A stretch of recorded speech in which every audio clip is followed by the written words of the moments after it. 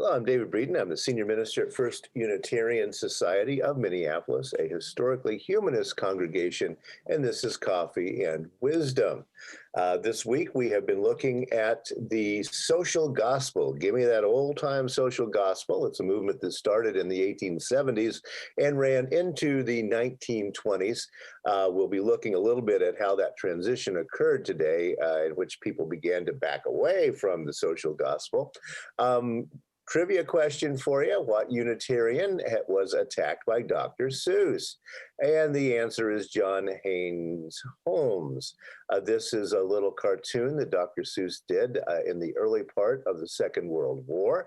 War Monuments number 4 to John Haynes Holmes, who spoke the beautiful words, "The unhappy people of Japan are our brothers."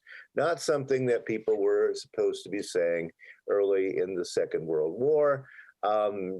You see the usual little characters here, and yes, a not flattering view of a Japanese soldier there on the war memorial. Dr. Seuss was extremely ticked off by John Haynes Holmes, who was a very famous pacifist in both the First and the Second World War. We'll get back to that in a moment. 1879 to 1964.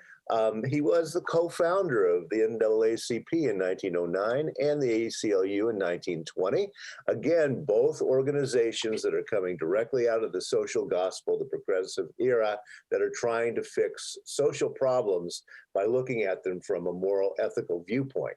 Holmes was quite brilliant in the way that he was preaching. He was very careful not to come down on the side of being a humanist in this time period.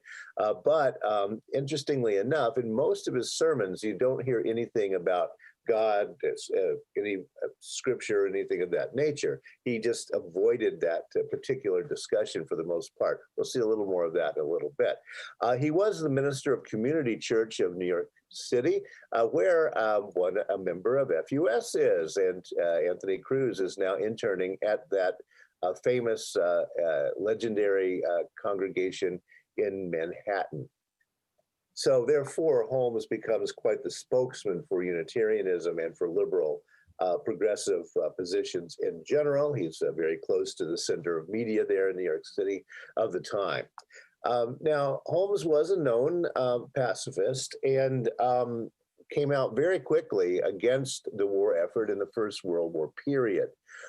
Interestingly enough, the American Unitarian Association said in 1917, any society who employs, society being the congregations, any society who employs a minister who is not a willing, earnest, and outspoken supporter of the United States in the vigorous and resolute prosecution of the war cannot be considered eligible for aid from the association. Well, that's interesting, although then as now, the national organization doesn't offer much in the way of aid. Basically, it was a statement of the organization, and Taft, the former president, was part of the very much an important part of the association in those days. It was a statement about what we, the AUA, thinks about this war. Holmes didn't have to do anything. Most of the congregation simply ignored this, that didn't agree with it. But Holmes withdrew his ministerial fellowship, says, "I'm no longer a Unitarian minister," and the board of the congregation withdrew from the Unitarian Association. In a speech about this incident, Holmes says this: "I will serve my country in wartime by serving the ideals of democracy, which constitute the soul and center of her being. War and democracy are incompatible. When war comes, democracy goes. England, fighting nobly to conquer Prussianism, is herself in process of being conquered by the Prussian spirit. Already in our own country, before the beginning of war, the dread work of militarism is underway. Already freedom of thought is being denied and liberty of conscience challenged. Already we are in the midst of such an orgy of bigotry, intolerance, and persecution for opinion's sake as American has not seen since the days of the Salem witches. So you see how he was feeling about that in this particular statement. Famously, a John Haynes Holmes sermon was dropped as leaflets by the Germans into London from biplanes during the First World War. So quite the outspoken pacifist. It is interesting to note that in 1916, First Unitarian Society of Minneapolis called a minister, John Dietrich, who was also famously pacifist, also had been raised in a German-speaking home, and so was a little bit marginal in the eyes of people in these days. They did not withdraw from the AUA, and there was doesn't appear to be any national repercussions for that. I've never been able to find the actual archive notes from the board meetings of that time period, however. So that is an interesting aspect that the people here in Minneapolis simply chose to ignore all of these warnings from the national office and go on about their business of being pacifists during the First World War. He also, John Haynes Holmes, also led the outrage during the Sacco and Vanzetti trial of 1927, national cause celeb at the time, very much seen as a kangaroo trial of people who were not guilty by liberals, and so he becomes the spokesman during this time period. Again, here he is in Manhattan. So when the media of the time said, oh, we need a statement from a liberal, they knew where to go. He also became a great advocate of Mahatma Gandhi.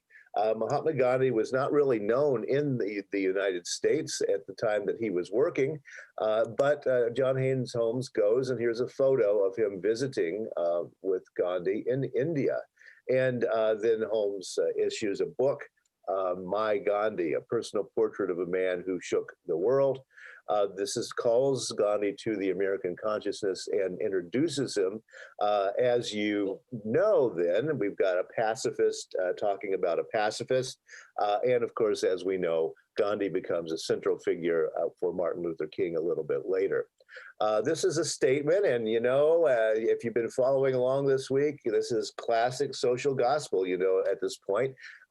John Haynes Holmes says this: religion must be used in furthering great works of justice and reform. It must be used to establish right relations between different groups of men and thus to make a reality of brotherhood. It must be used to abolish poverty, the breeding ground of all misery and crime, by distributing equitably among men the abundance of the soil. And it must be used to get rid of war and to establish enduring peace. Here is the supreme test of effectiveness in religion. So there you go, classic, absolutely perfect statement of what the social gospel ministers were all about. Holmes also was interesting, as I mentioned earlier, in his theology. Famously, he said, when I say God, it is poetry and not theology. He refused to talk about the existence or non-existence of God in any kind of theological terms. It's poetry when I use it. I'm going to use it once in a while, but not very often, as a matter of fact. And one of his also famous statements, priests are no more necessary to religion than politicians are to patriotism. So he was always on the margins as a Unitarian minister. The congregation did rejoin the American Unitarian Association just before merger in 1961 and is nowadays a member of the UUA once again, but stayed out for most of the time that John Haynes Holmes was the minister there. So priests are no more necessary to religion than politicians are to patriotism. You can see how he is definitely going toward a humanist bent, and was very much aware of what was going on in Minneapolis. And also, of course, John Dietrich in Minneapolis was very aware of the most famous of the Unitarians of the day. Thanks a lot for listening. We'll be talking about a universalist from the Unitarian Universalist idea of the social gospel. We'll be talking about that tomorrow as we end out the week on the social gospel. And First Unitarian Society, we are the birthplace of congregational humanism.